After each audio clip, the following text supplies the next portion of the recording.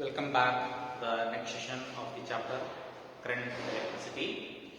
Now friends, in the previous videos we discussed the introduction for electric current or the current electricity, Ohm's law, drift velocity, mobility, and the relation between current and drift velocity, and the last one is current density, resistivity and conductivity in terms of drift velocity that we studied. And finally, one more important for 2 marks, that is limitations to the Ohm's law that we studied in the previous videos. Now today we are going to discuss one more important topic called as temperature dependence of resistivity. So now, to understand this concept, what we are going to do, certain things we have to explain. Now let us start with some important things step by step. Friends, as we know that the resistance is the opposition offered by the conductor to the flow of charges. If resistance is the opposition, there must be some external force which allows the electric charges flow through it. So that means if there is a resistance, there should be a conductance. If there is a resistivity, there is a conductivity. Resistivity is what? It is also opposition. But conductivity, it is the permission. So opposition and permission are the two important concepts. Now today, if we increase the temperature, then what happens to the electricity, or what happens to the resistivity and the resistance? That concept we are going to study. And already in the previous video we understood the meaning or the relation between the word called resistivity and the word resistivity in terms of what? The drift velocity. That is given by rho is equal to m divided by n e square into tau. Friends, in this concept, look at this here. M is mass, that is constant. E charge of electron, that is also constant. If m and E are constant, and finally we are left with only two important things, that is N and E. N and E, that means number of free electrons available in a given conductor and the relaxation time, the time gap between two successive collisions called as relaxation time, that we are left with only two things. That means what? The resistivity is mainly depending on the value of N and tau. So that means we can say that resistivity of a conductor is purely depending on the number of free electrons present in it, or the availability of the number of free electrons in it, and the relaxation time. If it is depending on only these two parameters or the factors, now the temperature dependence of the resistivity is different for different materials. So once it is different for different materials, let us discuss the first point called as for metals. So if I study in case of metals, if I study the meaning of the or the importance of the temperature in case of in the resistance resistivity is concerned. So look at this. In metals, there are n number of free electrons are present and they are ready to conduct the electricity. Once if I increase the temperature, I repeat once again, if I increase the temperature, there is no change in the n, but there is a change in the relaxation time. There is a change in the relaxation time. As the temperature increases, the relaxation time also increases. Once the relaxation time increases, that means what? All the free electrons which are there inside the conductor, they suffer with more number of collisions.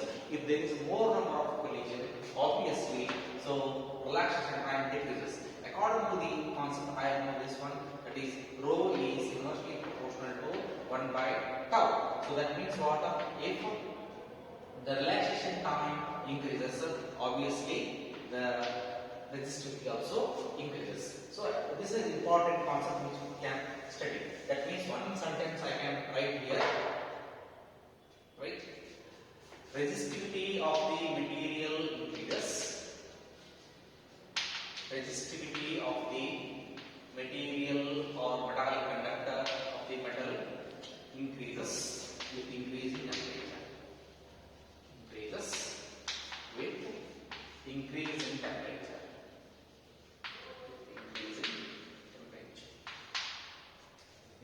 Very important. That means as the temperature increases, the resistivity of the metal also increases. Then if I write the expression for this, rho T is equal to rho naught into 1 plus alpha into T minus T naught is the equation which I can write here. Rho T means what here? Resistivity of the material at a temperature T. Rho naught is the resistivity of the material at a reference temperature. So here rho naught is the resistivity of the material at a reference temperature. Reference temperature is something but 273 Kelvin. And what is the constant? T minus T naught is change in temperature. So that this result is referred as T naught, that is 273 Kelvin. T is the temperature where we want to calculate the resistivity of the material, and alpha is very important, where alpha is called as a temperature coefficient. It is called as what? Temperature coefficient of the metallic conductor. So now which one important as I consider in case of metals. Suppose if I consider some graphs. The graph says that step by step certain things they are going to explain. What they are going to explain? So now look at this. Suppose at lower temperature, graph goes like this. It's a T here. So once if I draw here, 273, here is rho. So then if I draw this one, this becomes rho naught. This is the rho naught I can calculate here with this with respect to this concept. Then afterwards, if I go to the semiconductors, in case of semiconductors, what happens to the temperature dependence of the conductor? That means what? In case of semiconductors,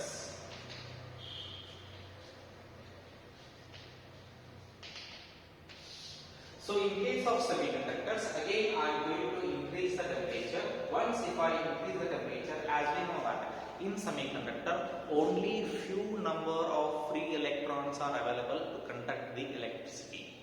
So now as and when the temperature of the metal or the semiconductor increases, more number of free electrons are available, and as a result the relaxation time also decreases. So increasing the relaxation time, as a result what happens? Decrease in the resistivity, with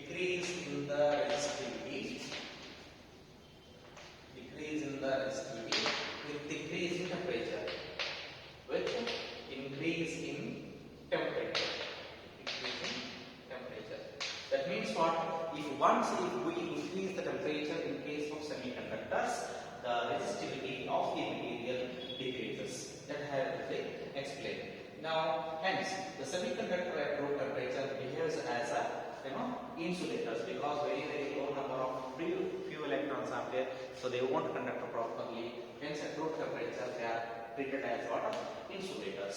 Similarly, if I go to the next concept, or as the variation of resistance with temperature. Same temperature concept only. Now we studied about the resistivity. Now let us proceed to the resistance. What happens? Variation of resistance with the temperature.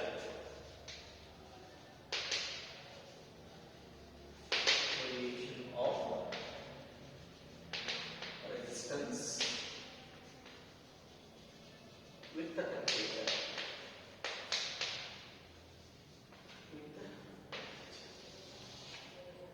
Now, while explaining the Ohm's law, when we introduced the concept called as resistance, I said the resistance increases as the length of the wire increases, resistance decreases as the cross-sectional area increases. That is called as inversely proportional to A. R is directly proportional to L, inversely proportional to A. Then if I inverse this proportionality by a constant, then it will depend on R is equal to rho into L by A. And it is also saying that it is exactly resemblance of the resistivity on the resistance.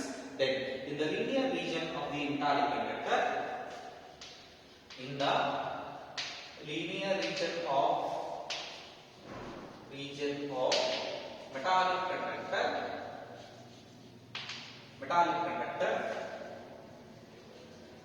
the value of resistance is given by RT is equal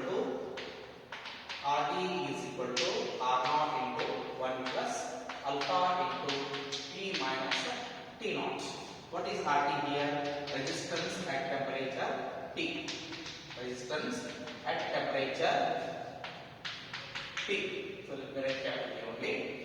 what is R0 here?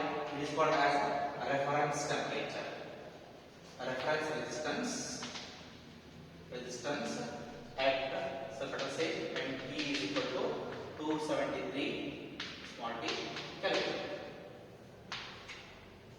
Then T minus T not will change in the temperature. Alpha is again, as I said in the previous explanation, this is nothing but temperature coefficient. This is called as what? Temperature coefficient. Right? Afterwards, if I express it is in terms of degree Celsius, then I can write here change is given by RT is equal to R0 into 1 plus alpha T. That means we have taken this temperature T0 is nothing but 0 degrees Celsius. 0 degrees Celsius or 0 Kelvin or 273 Kelvin. So I substitute here, so direct temperature instead of Kelvin directly take temperature, so it becomes 1 plus R0 into 1 plus alpha T. That's the differential expression. Then if I want to calculate the value of alpha, so just a rearrangement of terms, RT is equal to take R0 inside, so it becomes R0 plus alpha into R0 into T. Bring this side, it becomes RT minus R0 is equal to alpha into R0 into T. Finally, alpha is equal to RT minus R0 divided by R0 T. What it says, the temperature coefficient, what it says here. So now, if you see the numerator, in the numerator, there is an increase in the resistance. Increase in resistance divided by. What is R0 indicates here? R0 indicates here original resistance. Original resistance into T indicates here what? Temperature.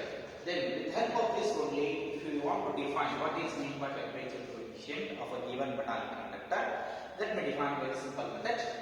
The temperature coefficient of a metallic conductor is defined as, I repeat, the temperature coefficient of a metallic conductor is defined as the ratio of, since it is divided by, so it is coefficient form, so it is a ratio of increase in resistance. What is it here? Increase in resistance to that of original resistance. R0 is the original resistance per degree Celsius. Temperature indicates here per degree Celsius. So now I can define what is meant by temperature coefficient means.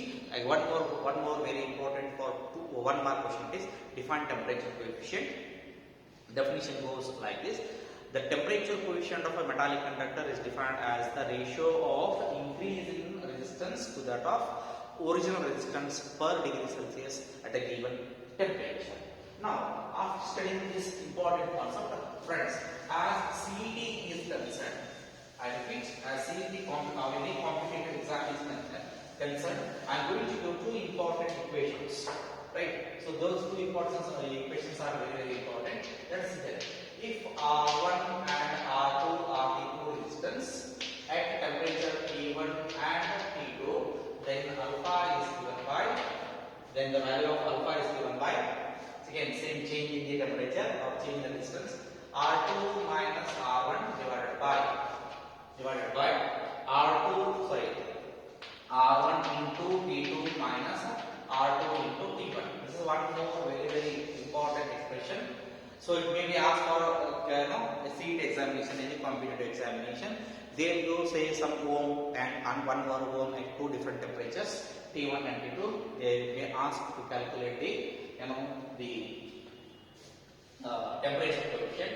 The answers comes in terms of per degree Celsius or per Kelvin. Answer it is because since R will cancel, only one by temperature is left over. So we can say 1 by degree Celsius or 1 by Kelvin. Similarly, if two temperatures, again two resistances are given, if R0 and R100, very important. If R0 and R100 are the two resistances at T is equal to T1 equal to 0 degrees Celsius and T2 is equal to 100 degrees Celsius, then it is also one more very important equation. Then how to calculate the value of T? T is equal to RT minus R100 divided by R100 minus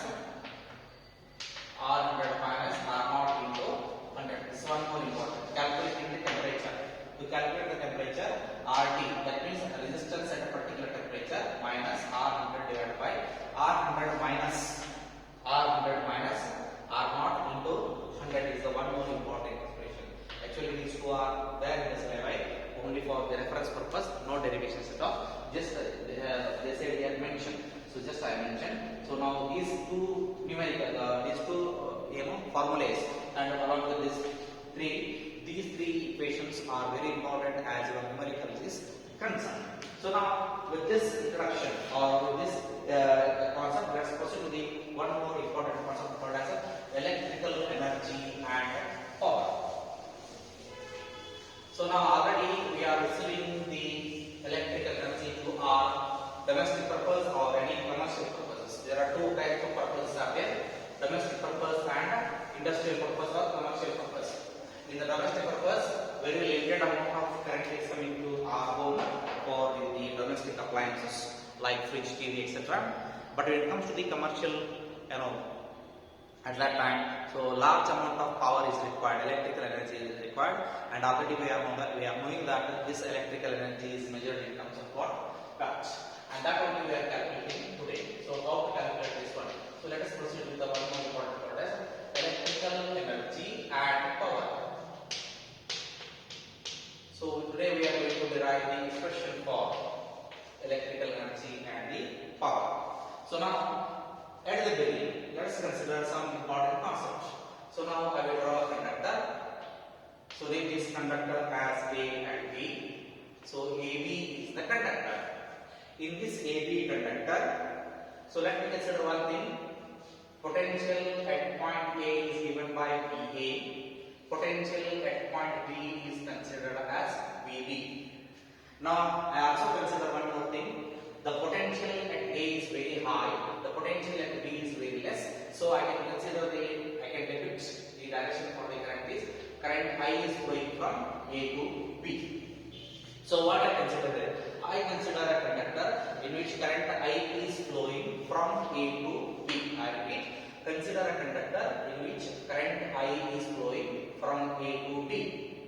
VA and VB are the potentials at A and B respectively. Time being, I am considering the potential at point A is very high compared to the potential at B. Then, once if I write the PD across AB is VAB is equal to VA minus VB. So say question number 1. Question number 1. Because why I consider like this means here to derive what is the energy, to calculate the energy, something is required. For that I have directly taken not consideration. Directly I have taken potential at A is very high, potential at B is very less. So that is why current is flowing from A to B. After this, I will give some time that is called delta T. In short interval of delta T, in time interval delta T, right? In time interval delta T, the amount of charge flowing, is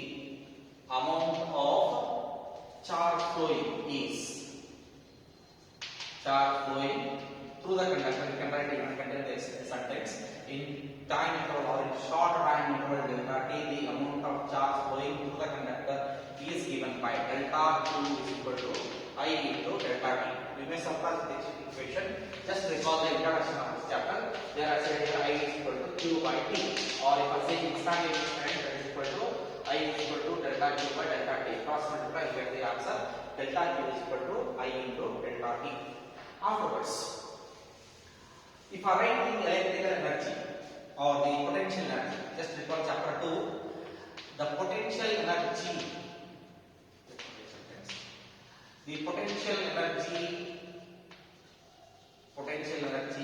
at A is VA is equal to what? VA is equal to, or let me write the potential energy UA better, because we use symbol in the previous chapter. UA is equal to VA into delta Q. Similarly, the potential energy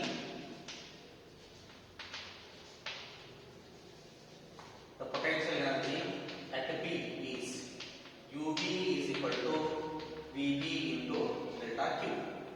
Now, I want to calculate what is the change in the potential energy. So let me start with one more concept. Change in potential energy is given by, that is delta U is equal to, this is the potential energy, is equal to final potential energy minus initial potential energy. What is final potential energy at point B? What is initial potential energy at A? So let me start right one by one. What is the final potential energy here? Final potential energy is given by VV into delta Q. So VV into delta Q minus what is initial potential energy? VA into delta Q. So substitute VA into delta Q. So this is delta U is equal to. So delta U is equal to, what is common here? Delta Q is common, take it outside. So inside bracket we are left with the VB minus VA is equal to, into delta Q. Now, if I rewrite this expression only which is there in the bracket, if I rewrite, what will become? It will become like this. Minus of VA minus VB into delta Q. Instead of using delta Q, direct the borrow this. What is delta Q here? So it becomes I into delta T. What is VA minus VB? VA minus VB is nothing but just V. The particular is potential energy. So that I can write here delta U is equal to V into I into delta T with the negative sign. That plays very important role. Negative sign should be captured. If you look at this equation, delta U is equal to minus of V into I into delta T. The word delta U denotes here the potential energy, and that potential energy is now associated with the negative sign. What is the physical significance of negative sign in this equation? Just if you recall or just if you remember the potential energy and the kinetic energy, one thing we know that the total energy of a system is conserved. That means what? One type of energy is converting into another type of energy, but the total energy of the system is remains same or conserved.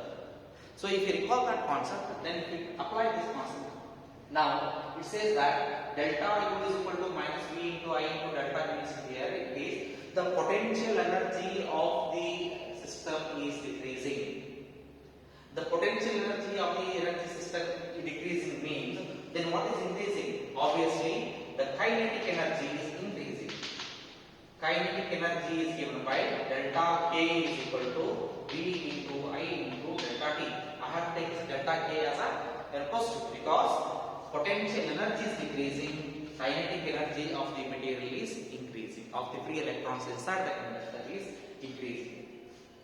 If kinetic energy is increasing means what? The free electrons inside the conductor possesses high drift velocity. They are moving with a very high drift velocity. So now I can say that instead of delta K I can use even delta W also. So now once these electrons are moving very fast inside the conductor due to this kinetic energy, they share their energy, that is kinetic energy, with the ions, fixed ions which are there inside the conductor. As a result, the electrons are vigorously vibrating. I repeat one word, it is vigorously vibrating. Once they vibrate vigorously, continuously they will vibrate vigorously due to the loss in the kinetic energy. There is sharing of the kinetic energy with the ions. As a result, what happened? The conductor heats up. I can't write all the words here. Probably conductor heats up. Conductor, what happens? It heats up. That means what? There is a loss of energy in the form of what? Heat.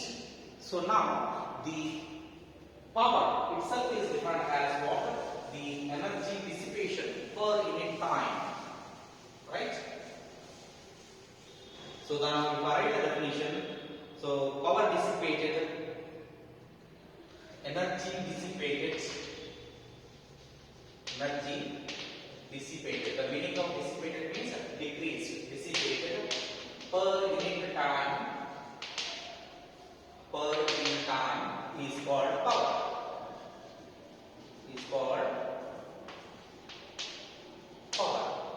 That is E is equal to what they say here? Energy dissipated per unit time, delta T. So already delta W I know what is delta W. Vi into delta T. So Vi into delta delta T get cancelled. Finally, I am left with the equation P is equal to Vi. Very important expression, and it is measured in terms of watt. The SI unit of power is watt. Now, if you recall Ohm's law, one more important thing here as an examination point of view I am explaining. So V is equal to IR, we know already from Ohm's law. If I substitute V equal to IR in this equation, so now T becomes what? It becomes I square R. So now if you look at this equation, finding I will get this back afterwards. So look at this. P is equal to VI. So if I take this, what is not there? R is not there. Which is free from R. So now if they give voltage and the current, it is possible to calculate the power. Suppose if I substitute V equal to IR in this equation, I will add one more equation called as P is equal to I square R. So now if we see this equation, which is free from, which term is not there here? V is not there, which is free from V. So now similarly, then now substitute the value of I here, I equal to V by R here. Then we get one more equation that is called as P is equal to V square by R. So now if you look at this equation, P is equal to V into P divided by R. So it becomes P equal to V square by R. In this equation, I is not there. So now there are three ways to calculate the power. If they give voltage and current, use this equation. If they give current and resistance, use this equation. If they give voltage and resistance, use this equation. So now in this, all these powers are measured in terms of watt only. So now this is very important topic. So only as numerical is concerned, this topic is very important. Friends, in the next class we will study one more important topic. Thank you.